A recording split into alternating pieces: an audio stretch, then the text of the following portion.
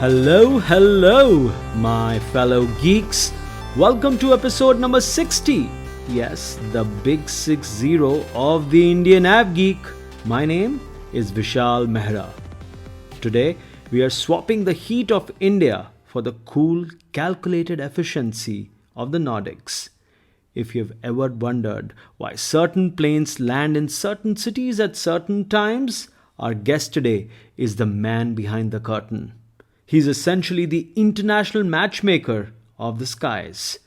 Joining us from the land of Hygge, Lego, and some of the world's most efficient runways, please welcome the Senior Route Development Manager at Copenhagen Airports, Johan Laurberg. I would also like to share here that this episode was recorded before the news of IndiGo's pullout from Copenhagen was made public. Welcome to the Indian App Geek, Johan. Thank you very much. Thank you for having me. It is brilliant to have you for the 60th episode of the Indian App Geek, Johan. How did you and aviation happen? Well, it's quite a coincidence, actually. I originally started my career in shipping, working for a Danish shipping company called Maersk. And I ended up doing network, which I found was my passion. And I remember standing at the gate, going to a meeting. I just got a new boss and trying to explain to him what network was all about. And he was standing and saying, like, I wonder how they do network in airlines. And that kind of triggered something for me that, yeah, I wonder if that's the same as in shipping. And then I wanted to explore that. And then by chance, a network position opened up with SAS. And then I had the opportunity to join the network department at SAS and try to see how different and how alike the network part of the industry was for shipping to aviation. And what did you make of it? Is it the same, shipping and aviation networks? Well, there's some similarities, but then there's also a lot of different things. One thing that came to mind was that in shipping, a container will always take the most efficient route. That's not the same with passengers. You'll see flows where you're going like, this makes absolutely no sense how people are traveling. So that was like a new aha, because I used to just, you make the most optimized routing, that's the way the container will go. That's not necessarily the case for the passenger. That's interesting. I want to know how different it is from your earlier role at SAS when you were doing network planning for them and now you're doing route development for the Copenhagen airport. Well, it's different in the terms of when you work for an airline, you're very much exposed to that airline, but not that much to how do they do it in different airlines. So it's very internal focused. While now in the airport, I get to talk to many different airlines and get many different perspectives, get many different cultural views of how to go about basically the same task. So as such, it's been a much bigger experience for me, opening up to see how the same task can be handled in many different ways, depending on which airline you're talking to. Since Scandinavian Airlines SAS officially joined SkyTeam in late 2024, Copenhagen has been undergoing a hub identity transplant, shall we say. While it was once the northern outpost for Lufthansa's Star Alliance, it is now a critical pivot point for the Air France KLM group. I want to understand from you, how does Copenhagen handle the competition between SAS, which is now part of SkyTeam, and Lufthansa, which is of course Star Alliance, for the same premium transfer traffic to North America? Well, it's correct. I mean, Copenhagen's faith is very closely knit together with SAS as being a home carrier. So we have been building a Star Alliance hub for many years. I think like going back, Thai have been there for more than 50 years. So this is not something new. So that means that even now when SAS have left Star Alliance, we still have 16 Star Alliance airlines in Copenhagen. So we still have a lot of Star Alliance business. But we are also seeing, of course, a bigger interest from SkyTeam Airlines. We have been fortunate enough that several Star Alliance carrier and SAS have made code-share agreements, the likes of Aegean, LOT, TAP. So they have actually been driving more transfers since SAS left Star Alliance. So we're seeing more transfers with them now. They have a code-share than when they were just alliance partners. So far, we're still seeing strong commitment from Star Alliance Airlines. Star Alliance Airlines are still growing, while SkyTeam Airlines are also growing, which is also a big explanation, along with the massive increase we're seeing from SAS, why we have such a growth in Copenhagen. So right now, we are very fortunate that we are able to cater for both SkyTeam and Star Alliance. I wanted to talk to you about Indian Airlines at the airport, at your airport. Air India has been there for a while now. IndiGo recently launched Mumbai-Copenhagen using wet leased 787s. I'll repeat that this interview is being recorded before the news of IndiGo's pullout from Copenhagen became public. From an airport's perspective, Johan, how does the commercial fit for an Indian LCA differ from a legacy carrier like Air India? Well, I think Air India have been in Copenhagen for a long while, joining while SAS was a Star Alliance member. They have a strong presence here, have been doing extremely well. I think IndiGo is an airline that is noticed around the world. We have seen the massive growth they have been doing. We have noted of how strong they have been in opening new markets. Of course, it's very interesting to see them coming to Europe beyond Istanbul. In Copenhagen, we're very proud that we were the third destination they chose in this new launch with the Norse aircraft. I think there's a need for customers in Denmark to get to know them because they have the reputation of an LCC. I think I have myself flown on their new 321s on the short haul network. And I think the performance you're getting there is at par with any network carriers in Europe. So I think when customers learn what IndiGo is for an airline, they will not see a difference. Or maybe the difference will be they'll see that IndiGo is on some levels doing better than what we are seeing from some network carriers in Europe. So we see it as a very good fit. It was a bit surprising for us, of course, now with the Norse aircraft came in because we have been targeting the deliveries of the 350s. But very pleasant that we could have these all Norwegian aircraft that used to fly in Copenhagen, seeing them back again. Walk me through how the conversation with IndiGo came about. Really keen on that, especially for an aviation geek like me. I would love to know how does an alignment between an airport and airline for a new route comes about, especially when you are so far apart. Did they approach you or you approach them? Well, we have in the route development communities, there are these conferences throughout the year.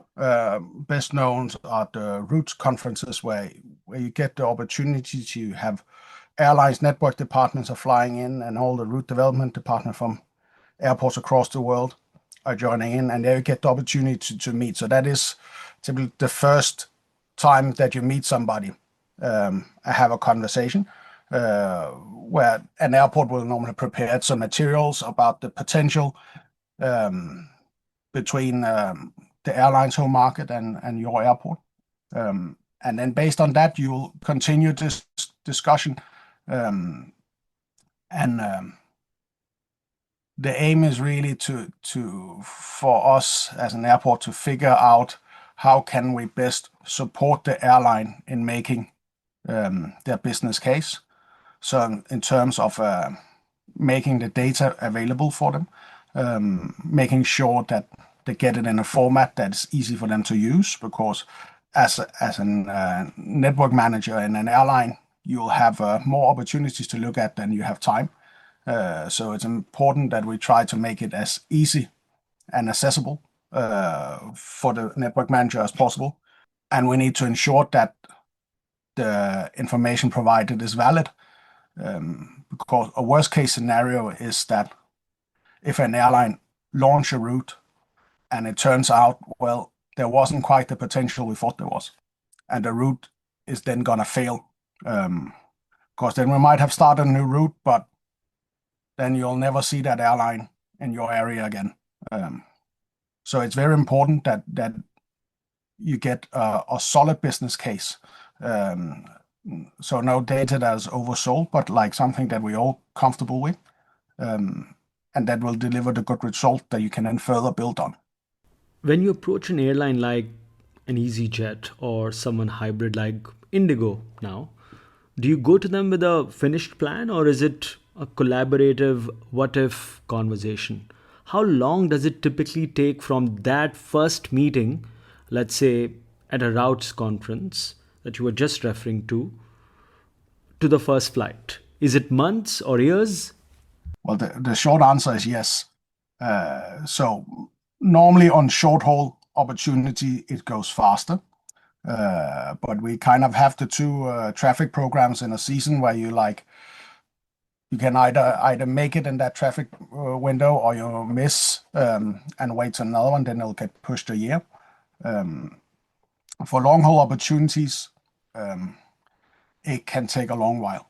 It can take really, I think we have just launched Ho Chi Minh from Copenhagen Airport, which I think is an opportunity that has been worked on for more than 20 years. So it's not something that necessarily goes that fast. But then on the other hand, sometimes the opportunity presents itself. So a lot of times you also have discussion with airlines where they're saying, yeah, well, not now, maybe in 2 years when an opportunity we'll see. So there's a lot of working on cases that may or may not happen, or will happen eventually, but whether it's in 2 years, in 5 years, in 10 years, it can be difficult to say. What is the one piece of data you show airline network planners to make Copenhagen stand out from competitors like Stockholm or Helsinki? The easiest thing to look at is like the current O&D, so like what people are traveling, and the fare levels, because when it comes down to it, it's like how many passengers and how much you're gonna get them to pay.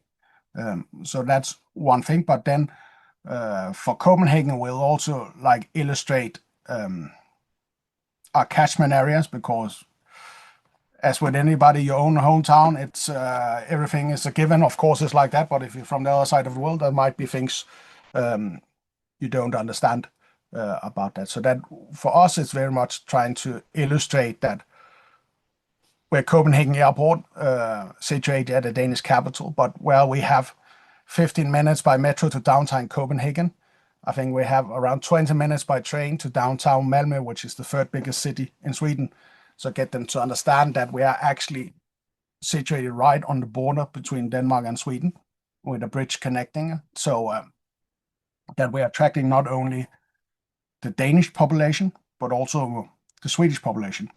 And then, of course, if it's airlines that would be a SkyTeam member or otherwise have cooperation with existing carriers, we'll also illustrate what transfer volume that we can bring through Copenhagen that will help support the business case.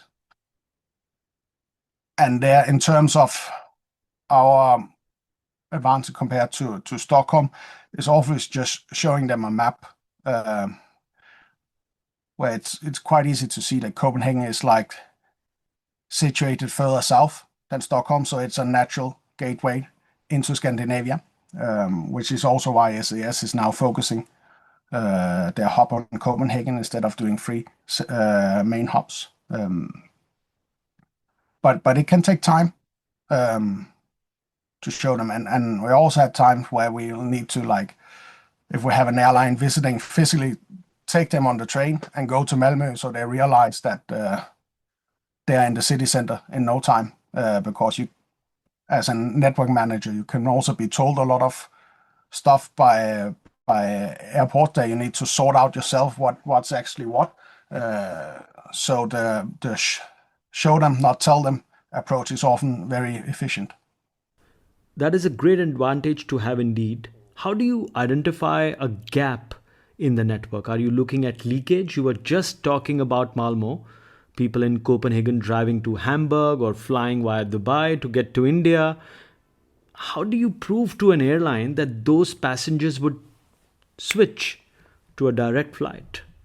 I think Copenhagen, in terms of leakage, then we're quite fortunate in Copenhagen because we don't have much competition, unlike other places where you, like, for example, you have Amsterdam, Brussels, Düsseldorf, Cologne, all in the very same area. So there's a lot of leakage between them. In Copenhagen, you'll have to go quite far not to fly from Copenhagen. But it's interesting that we can look at the leakage at the destination to identify it. If we would have a lot of passengers that would be relevant for Cologne, if they're actually flying to Düsseldorf, there could be a thing. On that, we are looking at the indirect traffic. So if we have a lot of people connecting through other hubs, we can see, well, there could actually be a sizable volume that could sustain a direct route to a given destination.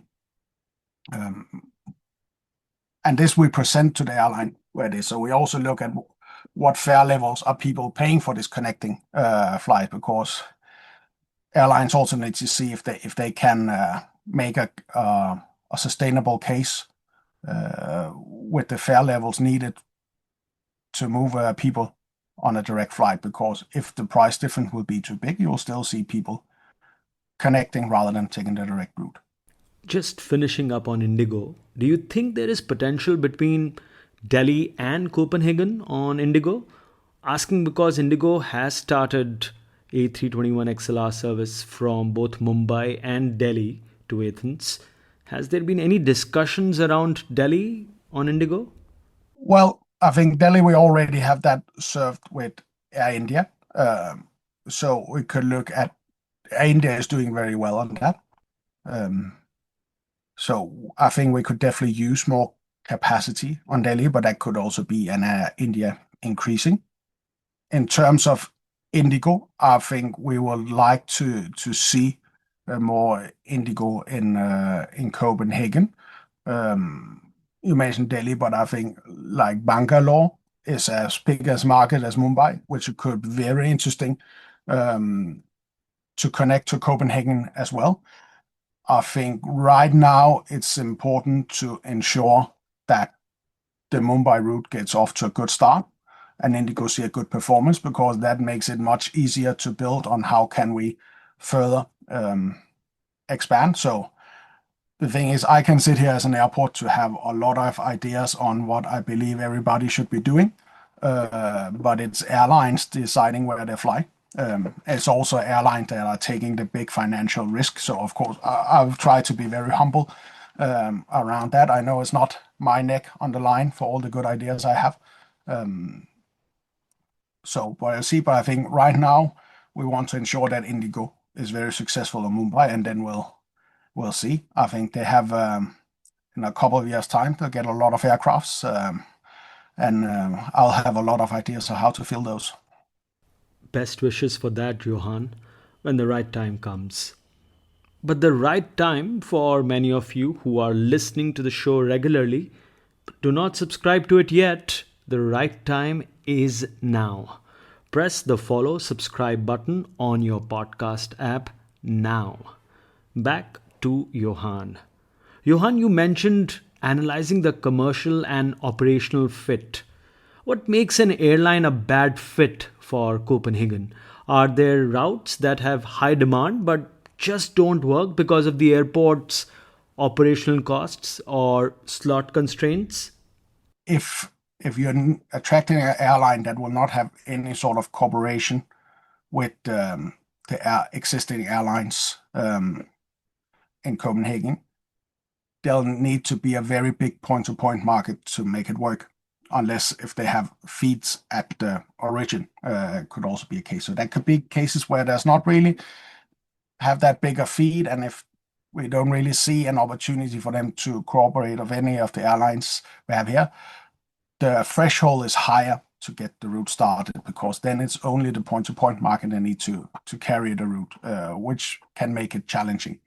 Then in terms of slot availability, we are seeing the effect of a very big growth the last couple of years. So it is becoming increasingly more challenging in Copenhagen Airport to make everything fit.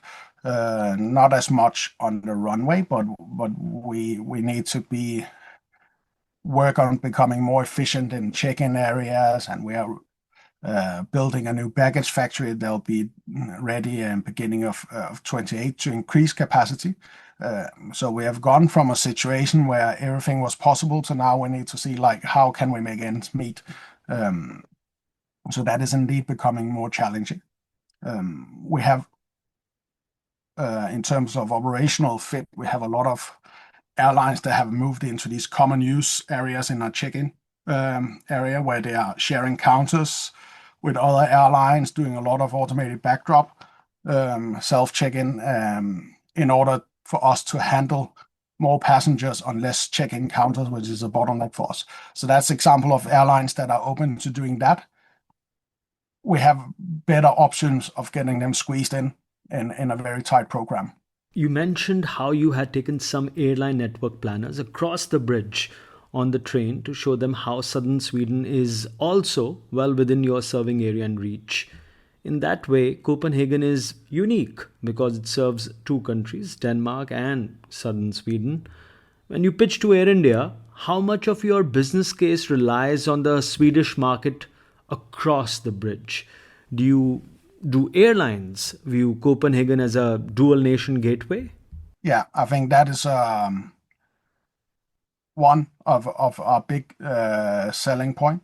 I believe we normally talk around 40% of Sweden. Copenhagen is the natural big airport. So we have almost all the way up to Gothenburg. That's more or less right in between Copenhagen and Sweden. So this area we can attract. Of course, the further north we go, the more leakage, as you will see, into Stockholm. So that's a big part of our catchment area.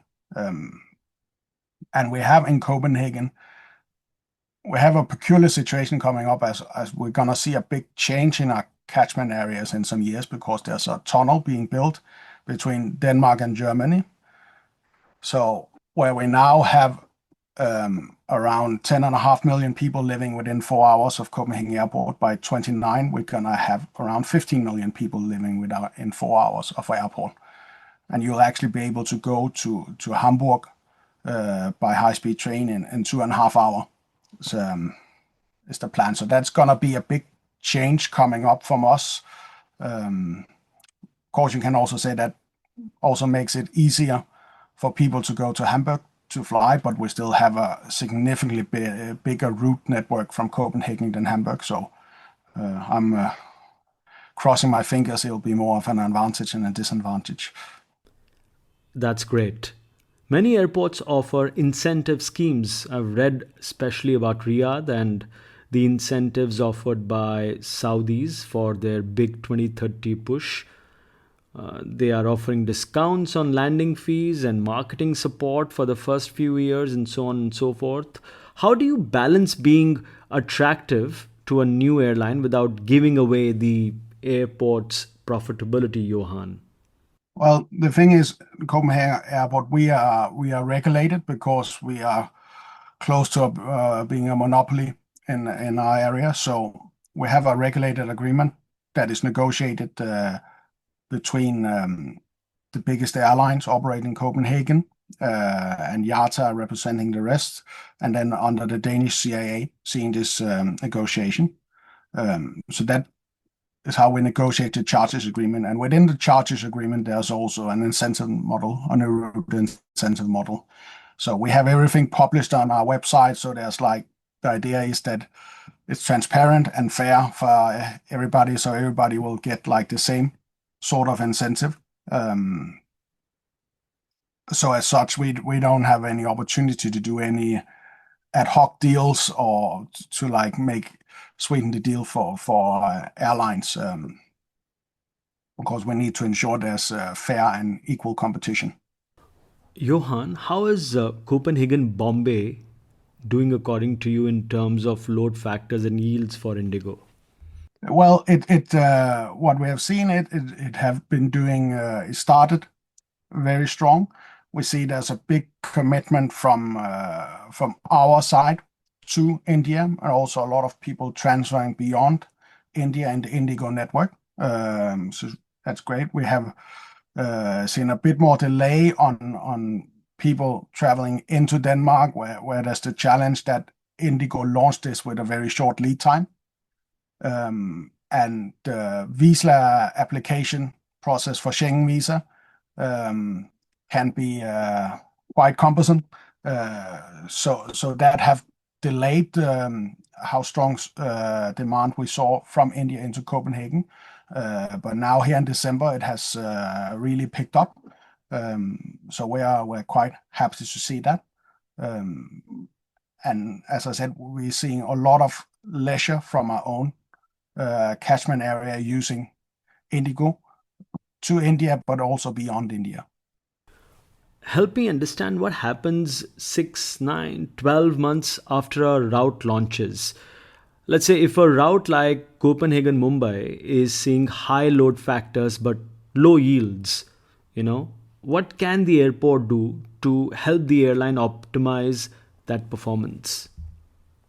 I think we're a bit careful on how we do that, because we look at the data, and I'll often like bring them the data and saying this is what we see, but I don't try and come and tell them how to do their revenue management, because I think also as an airport, there's a lot of things that we can't see, so we're missing a lot of pieces.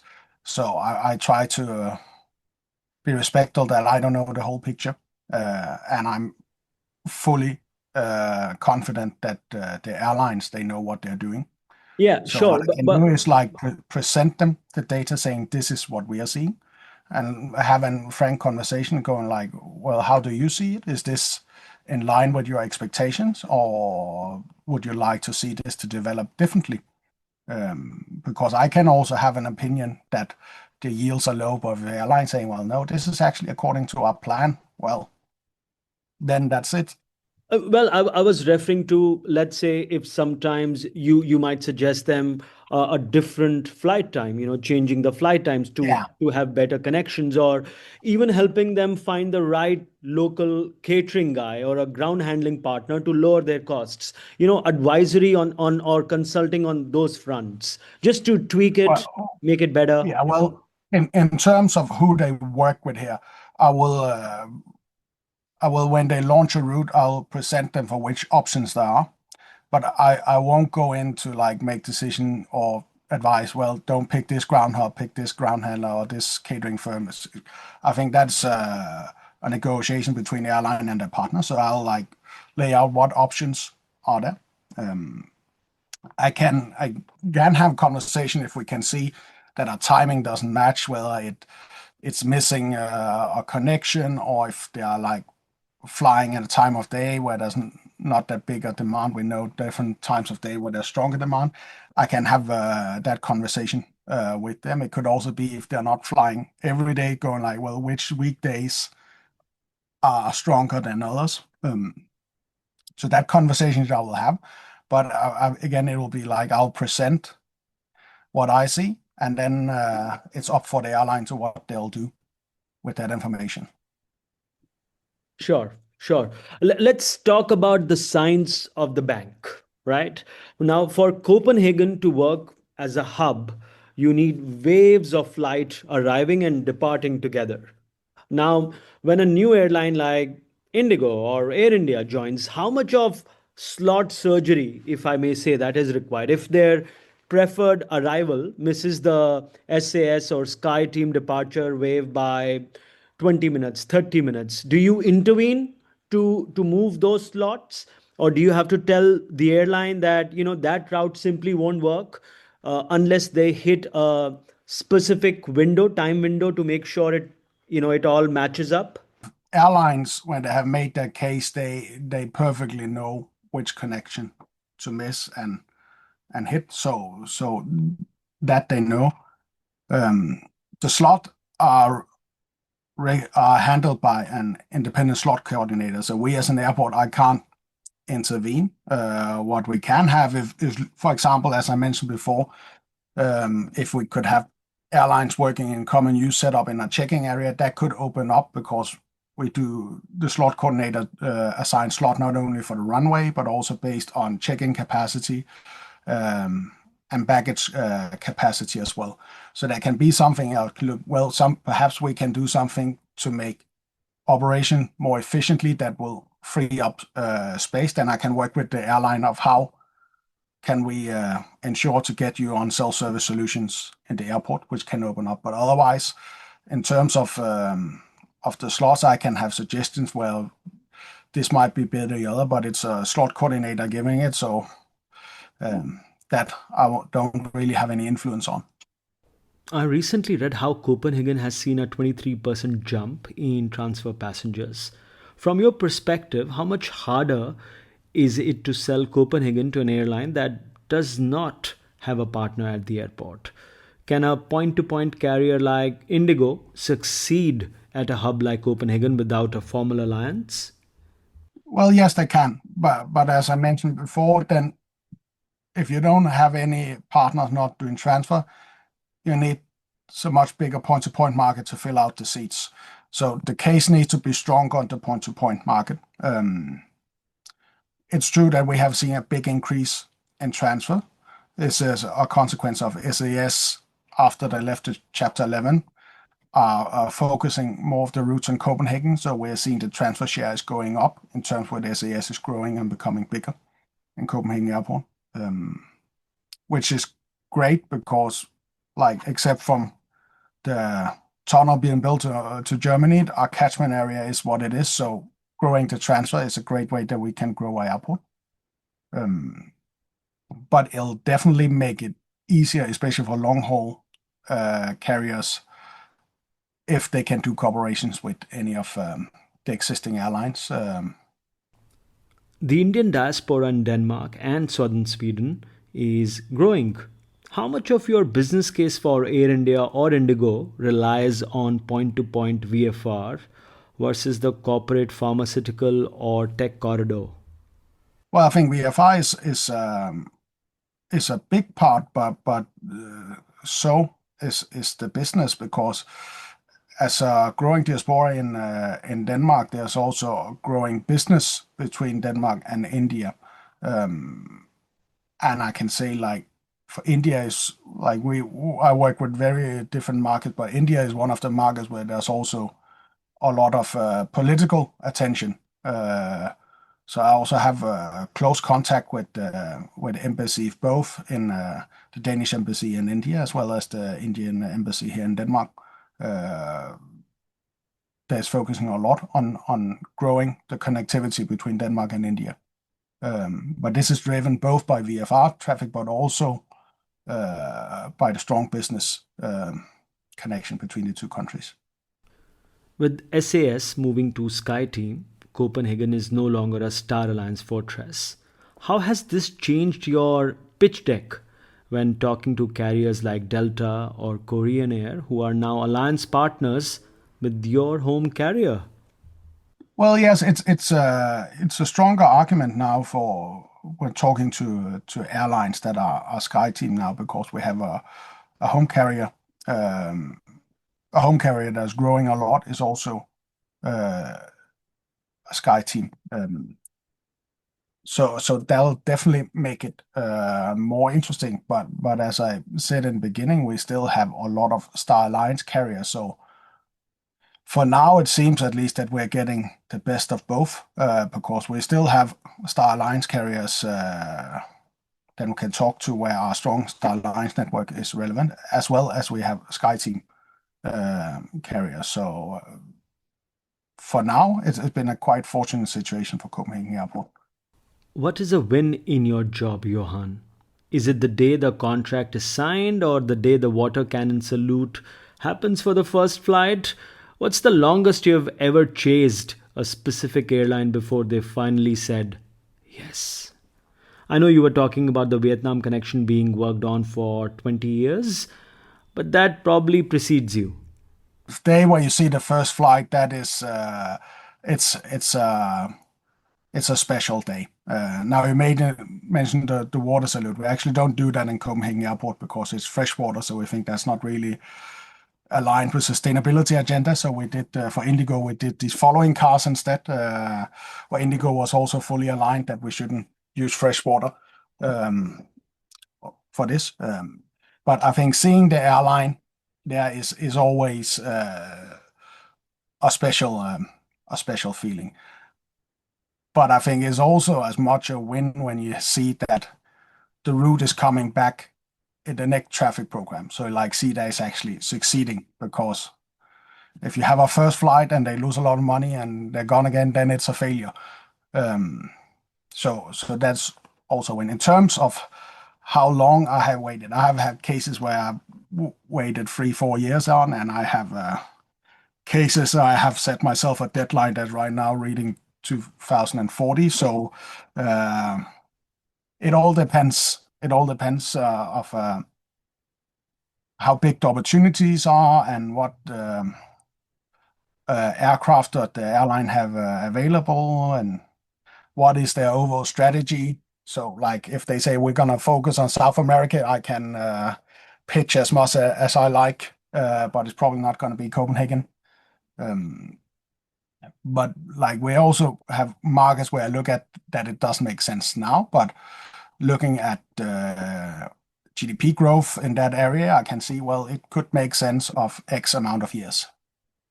Well, I'm sure in 3 years' time, when that tunnel opens, even more airlines and passengers will strongly consider Copenhagen. For someone who loves aviation like I do, your job sounds like a dream. What is the most boring or difficult part of route development that people wouldn't expect? Well, I don't know if you didn't expect, but I think one of the worst part is perhaps, I'm saying this being moved from sitting on the airline side before, is now when you can see a case where everything makes sense that yes, we should do it. Then as an airport, you're no longer the driver's seat because it's the airlines making that decision whether to start the route. So you can think like everything makes sense, but the airline won't see it differently, or the individual network manager might not be strong enough in his own organization to carry this to the management team. So this can be cases where you go like, everything tells you it makes so much sense, but I can't influence directly. I need to work through others to make things happen, which is great, but it can also in other times where it's not working, because it's also when dealing with individuals, I think you can have some people you work really well with, and you can have others where it's more difficult to get that cooperation going.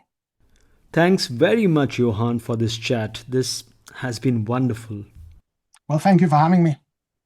And that is a wrap on a landmark episode 60. A huge thanks to Johan for giving us a masterclass on what it actually takes to put a new city on the map. Turns out, a lot more than just drawing lines on a globe with a Sharpie. Whether you're listening to this while stuck in Bengaluru traffic or enjoying a quiet Sunday morning in Copenhagen, thanks for flying with the Indian Av Geek. If you've enjoyed this cross-continental chat, do us a favor, tell a friend, leave a review, and maybe book a flight to Copenhagen just to see Johan's handiwork in person. Next Sunday, it is the turn of the Indian Ad Geek, and episode number 19 it is. Johan is not active on X, but you will find me everywhere, including on Blue Sky as @Vishal Mehra. Happy to have your feedback. With that, keep your tray tables up, your seatbelts fastened. I wish you well and happy flying, my friends.